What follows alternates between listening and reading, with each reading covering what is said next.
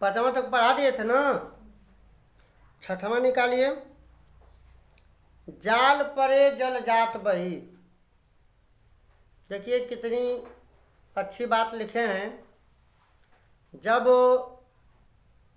मनुष्य पर संकट आता है तो मित्र जो हैं किनारे कसने लगते हैं, धीरे धीरे साथ छोड़ने लगते हैं। और जब पैसा रुपया खूब जब आता है तो कहते हैं कि अरे हम आपके बहुत पुराने फ्रेंड हैं। यहाँ पर पानी और मछलियों का क्या प्रेम है, रहीमदास जी उस बात को दिखाते हैं। कहते हैं कि जाल परे जल जात बही। जब जाल पड़ता है पानी में मछलियों को मारने के लिए तो जल क्या होता है, बह जाता है। जब मछलियों को मारने के लिए आदमी जाल डालता है तो इसके पहले जाल और पानी और मछलियों का प्रेम बहुत घनिष्ठ रहता है। पानी और मछलियाँ एक दूसरे से सटे रहते हैं, एक दूसरे से लगे रहते हैं। लेकिन जब दुख का समय आता है, जब मछलियों पर जाल पड़ती है पानी में, तो पानी उनका साथ छोड़ देता है और बह जाता है। तजी माने त्याग करके, मीनन माने मछलियों का, मोह माने प्रेम। जाल पड़ने पर मछलियों के प्रेम को जल छोड़ करके और बह जाता है। लेकिन मछलियों का प्रेम देखिए, रहीमदास जी कहते हैं कि मछली नीर को, मछली जो है नीर माने पानी के प्रेम को, तऊ न माने इसके बाद भी, इतने करने के बावजूद भी न छाड़त, नहीं छोड़ती है, छोह माने प्रेम। मतलब कि पानी तो जाल पड़ने पर मछलियों का साथ छोड़ करके चला जाता है, लेकिन मछली जब फिर पानी को पाती है तो बड़े प्रेम के साथ उसमें जाती है, क्योंकि वही तो उसका सहारा है। स्वार्थ से भी प्रेम होता है भाई। पानी का मछलियों से कोई स्वार्थ नहीं है, वो अब प्रेम नहीं कर रहा है, लेकिन मछलियां बेचारी पानी खतरा पर खतरा ढा रहा है, इस पे ऊपर विश्वासघात कर रहा है, लेकिन फिर भी पानी की मजबूरी है कि प्रेम छोड़ नहीं पा रही है। मछली पानी से प्रेम को छोड़ नहीं पा रही है। एक बार और देख लीजिए। जाल पड़ने पर मछलियों के साथ को छोड़ करके जल बह जाता है, लेकिन मछली बेचारी इसके बावजूद भी जल से प्यार दुलार को कम नहीं करती है। जब भी जल को पाती है तो बड़े प्रेम से उसमें जाती है। अगला नंबर देखिए। दीन सबन को लखत हैं और दीन ही लखे न कोई। रहीमदास जी कहते हैं कि दीन माने गरीब और सबन माने सबको लखत हैं, माने देखते हैं, ध्यान देते हैं। और दीन ही लखे न कोई, और दीन ही माने गरीब को कोई नहीं देखता है, गरीब को कोई ध्यान नहीं देता है। जो रहीम दीन नहीं लखे, रहीमदास जी कहते हैं कि जो गरीबों पर ध्यान देता है, जो गरीबों को देखता है, दीन बंधु अस होय, दीन बंधु सम होय, वह भगवान के समान होता है। दीन बंधु माने दीनों के भाई, दीन बंधु माने दीनों के भाई भगवान होते हैं। फिर से देखिए, रहीमदास जी कहते हैं कि गरीब सबको देखते हैं, गरीब सबके ऊपर ध्यान देते हैं, लेकिन गरीबों पर कोई ध्यान नहीं देता है। अगर जो गरीबों पर ध्यान देता है, जो गरीबों का मसीहा होता है, जो गरीबों का सहायता करता है, वह भगवान के समान होता है। आठवां देखिए। प्रीतम छवि नयनन बसी। प्रीतम कहा जा रहा है भगवान को, जिससे प्रेम किया जाता है वही प्रीतम है। और रहीमदास जी प्रेम कर बैठे हैं भगवान जी से। कहते हैं कि आज हमारे आँख में हमारे प्रीतम भगवान की छवि, स्वरूप, रूप बस गया है।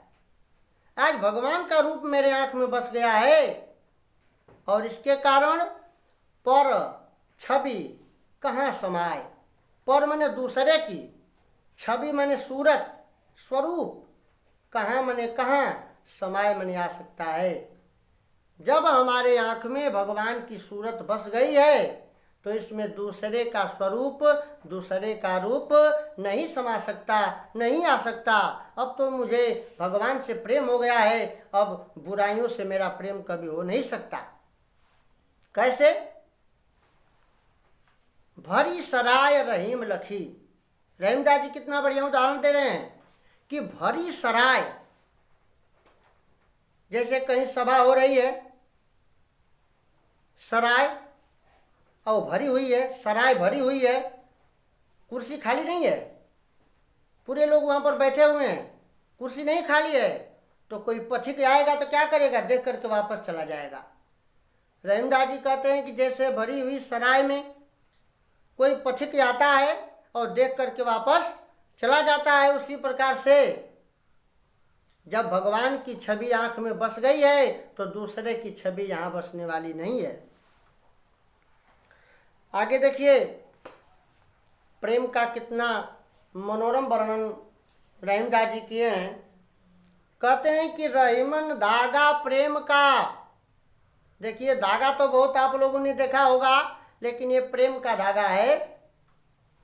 चटका के मत तोड़ो, तोड़ो, अगर एकदम अंतिम में आ गया है तो धीरे धीरे तोड़ लो, लेकिन चटका के मत तोड़ो, काहे बड़ा कष्ट होता है। प्रेम का धागा चटका के मत तोड़ो। क्यों? क्योंकि टूटे ते फिर ना जुटे। ये प्रेम का धागा टूट जाता है तो फिर जुटता नहीं है। अगर प्रयास करके किसी ने जोड़ दिया, मेल मिलाप करा दिया, तो गांठ पड़ जाए, तब भी गांठ पड़ जाती है। मतलब कि मन में एक खूंट लगा रहता है, मन में एक टेंशन बना रहता है, वो प्रेम नहीं आता है। इसलिए रहीमदास जी कहते हैं कि यह प्रेम का धागा है, इसको चटका के मत तोड़िए, जल्दी मत तोड़िए। असह्य हो जाए, नहीं चले बुल रहे, नहीं चलने लायक रहे, तो धीरे धीरे धीरे धीरे अपना उसको कर लेना चाहिए, लेकिन चटका के मत तोड़िए, बड़ा घाव लगता है। जब प्रेम चटक के टूटता है तो बहुत घाव लगता है, सहन नहीं होता है जल्दी किसी से। इसीलिए कहते हैं कि और धागा को तरतरा के तोड़ दो, लेकिन प्रेम के धागा को चटका के कभी मत तोड़ो, क्योंकि टूटे ते फिर ना जुटे। यह टूट जाता है तो फिर जुटता नहीं है। आज जुटे गांठ पड़ जाए, आज जुट भी जाता है कभी कभी, तो गांठ पड़ जाती है, वो किसी काम का नहीं रहता, वो देखने लायक नहीं रहता, फिर वह प्रेम प्रदर्शित नहीं हो पाता है। आगे देखिए, कदली सीप भुजंग मुख स्वाति एक गुण तीन। कहते हैं कि देखिए, स्वाति एक, इस स्वाति की बूंद एक ही होती है, लेकिन तीन गुण धारण करती है। जब स्वाति नक्षत्र का पानी केला में पड़ेगा तो कपूर हो जाता है। जब स्वाति नक्षत्र का पानी जब सीप में पड़ेगा तो मोती हो जाता है। और जब सांप के मुख में पड़ता है, भुजंग मुख लिखा है ना, भुजंग मुख, भुजंग माने सांप के मुख में पड़ता है तो वह जहर बन जाता है। स्वाति एक और गुण तीन, एक ही स्वाति नक्षत्र का पानी बूंद तीन गुण धारण करता है। उसी प्रकार जैसी संगत बैठिए, आप वही रहेंगे, लेकिन जैसी संगत में बैठेंगे वैसे ही आपको फल मिलेगा। एक बार फिर देख लीजिए, कहते हैं कि केला, कदली माने केला, सीप माने सीप जानते ही हैं, भुजंग मुख माने सांप का मुंह, ए स्वाति एक गुण तीन। अर्थ यहाँ से लिखेंगे कि एक ही स्वाति नक्षत्र का बूंद, पानी का बूंद केला के लिए दूसरा अर्थ देता है, सीप के लिए दूसरा अर्थ देता है, और सांप के मुंह में अलग अर्थ देता है। जब वह केला में पड़ता है तो कपूर बनता है, सीप में पड़ता है तो मोती बनता है, और सांप के मुंह में जहर बन जाता है।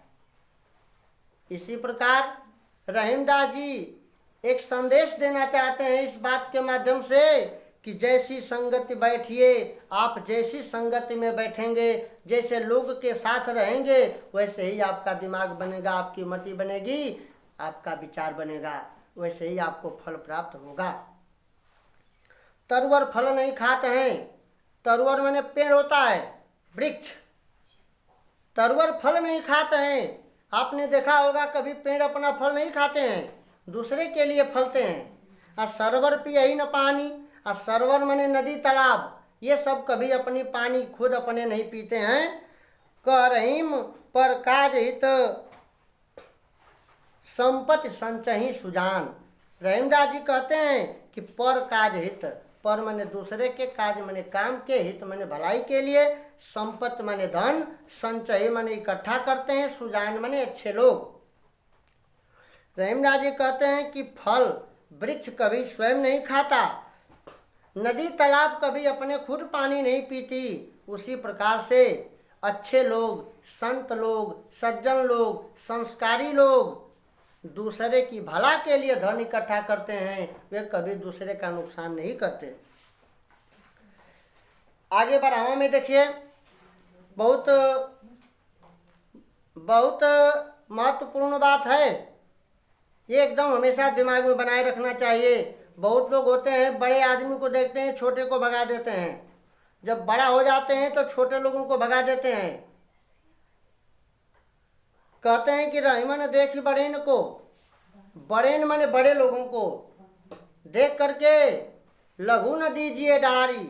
लघु माने छोटे आदमी को, डारी माने तिरस्कृत, तिरस्कार, अपमान।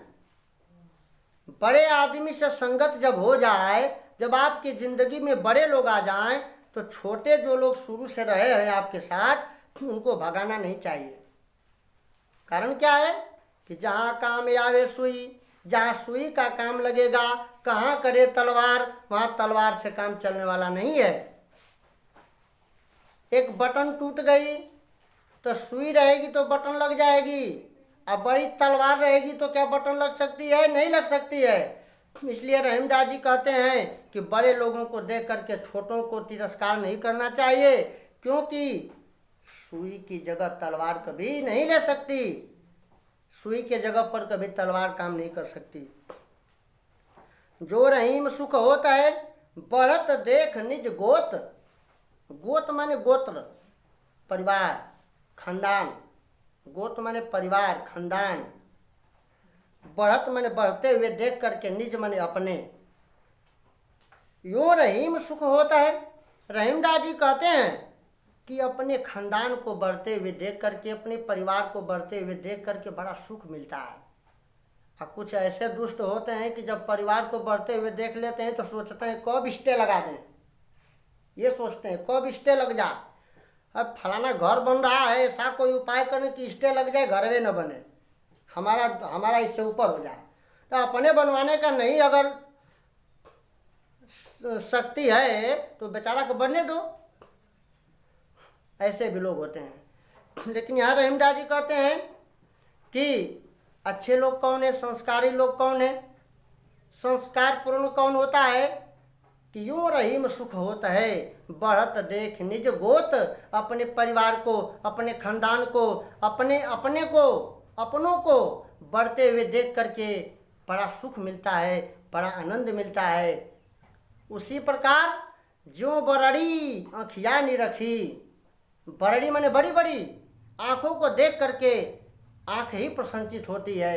बड़ी बड़ी आँखों को देख करके आँखों को ही सुख मिलता है। कोई बड़ी आँख को देखता है कि देखिए कितना सुंदर आँख है उसकी, आँख ही आँख को देख करके प्रसन्नचित होती है। अर्थात अपना गोत्र, अपना परिवार, अपना समाज, अपने लोग जब आगे बढ़ते हैं तो अच्छे लोगों को बहुत ही सुख प्राप्त होता है। अंतिम दुआ।